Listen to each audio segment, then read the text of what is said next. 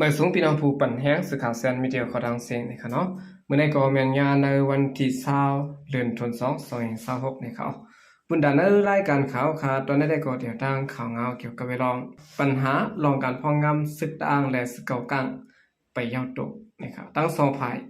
มีปัญหากันมาหาวแห้งนะครับเดี๋ยวตั้งข่าวเงาในเซียวก็มาผักตอนบ้านพี่น้องกว่านะครับเมื่อในวันที่18เดือนธันวาคม2026ขยามกลางวันนั้นศึกเก่ากังตั้งตับศึกต่างเทียนเอาเองเนาะdân tông đứng hiểu sau nơi ở mương bá chỉ bên xiên ví lấy bó thuốc hẻm cắn tăng sòng phải mặt chép quả hăng phải hăng mân tăng nắm đầy hụt dòm nặng này với lòng sức cao căng lụp làm phong ẩu quân sức tàng ca quả vai tăng thung ỉ na dạo thèng vănหนึ่งมาquân sức tăngขึ้นหอมแห้งsứcเสียแหละขึ้นตังทุ่งเมืองปลาจอมเสียนตังเถิงเสปอทุบมังกันตังสึกเก่าก้างในกวนเมืองในปืนตีหลาดปลาไว้หนังไหนกุนเมืองก่อนอยู่ไว้ในเมืองป้าหลัดไว้ด้านสื่อข่าวพุทธหอกเขาว่าเมื่อว่าเขามังกันป้อกันทุบกันพันกันจอมวันหน้าแกงนั่นค่ะล้ำแหมกันจอมแก่กลางวันหน้าแกงนั่น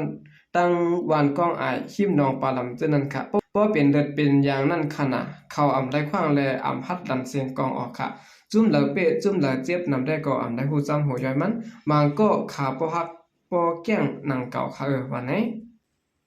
อีกในปัญหาศึกต่างตั้งศึกเก่ากลางปอทุบยามกันขย้ำกลางคำตีเวงกดขายนั้นเสียแหละตั้งสองฝ่ายเข่งตียับหลืบลำกลซึกเจินปะลุมกิกหลานเจอแน่แถมแห้งซึกเข่งแข็งการซึกต่อกันไว้เนี่ยค่ะในวันที่19เดือนธันวาคม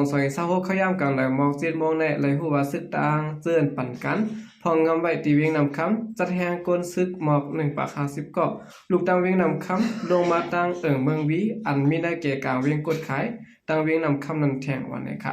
กุนเมืองก่อนอยู่ในเวียงกดขายหลัดไว้ด้านสื่อข่าวพุทธเขาว่าเมื่อเดียวใน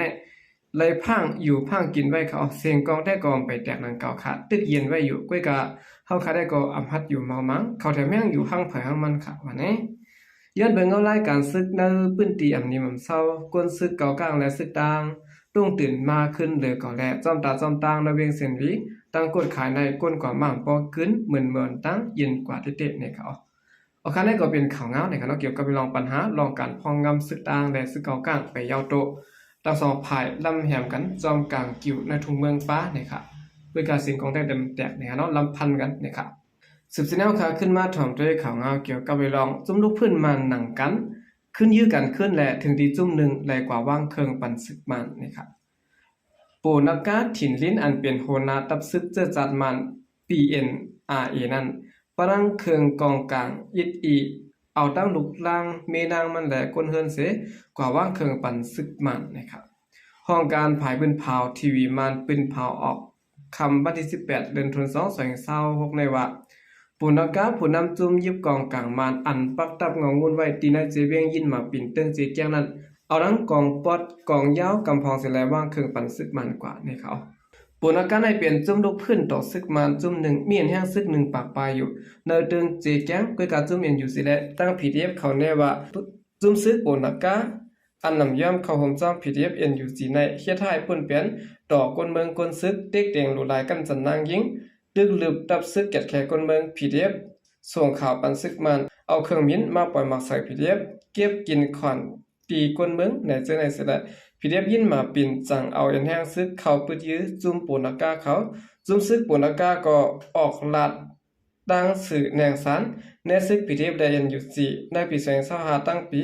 เข่งแน่กันกว่าแน่กันมาถึงมาในวันที่17เดือนธันวาคม2026ถึงดีซึก PDF ได้ยันอยู่สี่เขาปืดยื้อตับเงางุ้นปุณกาเขาเนี่ยเขาถึงมาวันเมื่อได้ก็ซึกมันจังปืนเผาออกมาว่ามันปุณกาเอาดาวลูกล่างนางเมมันสิได้วางเครื่องจูซึกมัน SAC เขาเยาวันนี้ค่ะอันเปลี่ยนลูกจุ้มก้นซึกมันใจปากไปได้ก็ซึกมันอำนาจสังปะภายดัง PDF เขาได้ก็รัดว่าก้นซึกมันใจพุ่งไปก็ฮู้ก็ตั้งกำพองวางเครื่องจู PDF วันนี้เขาโอเคนี่ก็เป็นข่าวเงานี่ค่ะเนาะจุ้มซึกลุกขึ้นมาหนังกันปื้อกันขึ้นได้ถึงที่จุ้มหนึ่งได้กว่าวางเครื่องปันซึกมันนี่ค่ะสืบเสนอข่าวขึ้นมาถ่อมด้วยข่าวเงาเกี่ยวกับลองตับซึกเท่าไว้นะครับเขาหลอดตึกตีตะบางเศร้า GTC และลานกดทัดซึกมันตีทาไว้ซึกมันตายเศร้าก็สิ้นในบ้ากองกลางกำพองนะครับสายซึกตูยะเนี่ยเนาะตับซึกปุดปล่อยจะจัดเท่าไว้ ออกข่าวไว้ว่าในวันที่17เดือนพฤษภาคมในปี2026และจัดซึกเข้าหลุมตึกต่อกิกหลานกดทัดและจันจอมปลายสร้าง GTC ของสีซึกมันที่เวงถวายตึงตอนนี้แต่ยีนั่นสิแหละผู้เข้าจุ่มของสีซึกมันได้ลูกตายกว่า20ก็ไปในเขาเมื่อในวันที่16เดือนพฤษภาคมเข้ายามกันในเช้า6โมงนั้นและแผนการเสด็จเข้าดอดตึกปางเช้าที่จันจอม GTC และดังกิกหลานกดทัดของสีซึกมันดีวันมองเมซองนั่นสิแหละพร้อมมือเดียวกันเสในปางตึกนั้นยึดไหลเครื่องกองกลางซึกมันกำพองในเขาเครื่องกองกลางของสีซึกมันอันซิมไหลนั้นได้ก่อติเป็นกองท้าย81 1เล่าและดังกองกีทลี G3 13เล่ากองกีโพส G4 2เล่าและดังกอง AK 47 1เล่าเนี่ยเนาะกอง MA 5 1เล่าหมักป้อม12ลูกโคมดังแม่กองและดังเครื่องโคใจตื้อนาซึกเจ้ากว่าเสื้อเนนะครับดับซึกปดบ่อยจะจัดถวาย DNLA อันเป็นสายซึกตุยาและดังอาจุมตับปะกะพะภาย PKK เขาเสนอโคมกันเสร็จแล้วตึกต่อเพียวมวยซึกมันกว่านะครับย้อนเบว่าพองขยามเงาลายการซึกปางตึกซึกปัดปื้นสิ่งเมืองในอยู่ในจันหาวแห้งห่างหายไว้และย้อนเถอะบ่แม่นคนเมืองไว้พังสติพ่องมือออกเข้าร่างกว่ามาอย่างน้ำเนี่ยเขาอันนี้ก็เป็นข่าวเงาในคณะตาภายจุมตับซึกถวายเขาหลอดตึกตีปางเศร้า GTC และดังหลานกดทัศซึกมันตีถวายนะครับทีนั้นปางตึกในซึกมันตายกว่า20ก็ไปนะครับสุดท้ายแล้วขึ้นมาถ่อมด้วยข่าวเงาเกี่ยวกับเวลาย้อนปางตึกในแก่ PDF และดัง SNA เฮ็ดให้อยู่ด้านเซาเฮินเยในเวียงวันหมอกดูกว่า 80% นะครับคนมันเบิ่นตีและจุ่มตรงวงกลเขาลาดว่าย้อนเบอร์ปางตึกซิมเอา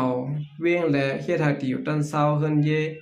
ตีในเวียงวันหมอกตึงสีแกงปอดเนื้อได้รูปได้ลูกกว่า80ปลายเนี่ยเขาเว้งวันหมอกในย่ำเดียวดับซึกเจอสัตว์ใต้แหลง SNA ขึ้นตึกซิมกุ้มกำไดขึ้นยาวเสียและมีผู้เจอกว่าเยี่ยมโดยลองดูแล้วในเวียงนั้นเลยดีหมายต้องไว้ว่าปางตึกซิมเอาเว้งอันเปลี่ยนมาเข้าดังหาเหลืองในเฮ็ดให้มีลองดูซุ่มลงหลังเตะๆในเขาบ่ได้มันนับสอนลองดูซุ่มในเวียงในตั้งหมดที่มีกว่า 80% ว่าปลายนะครับตีอยู่ด้านเศร้าขึ้นเย็นในปอกลาจินโกในคาวารู้แล้วกว่าตั้งเสียงตั้งหมดในเขาอันนั้นก้อยก็ถูกหญ้าพอกหญ้าขึ้นเยตีอยู่ด้านเศร้าอันมีเหนือเส้นตั้งภายตัวเวงวันหมอกในได้ลูกก้อยกว่าหมด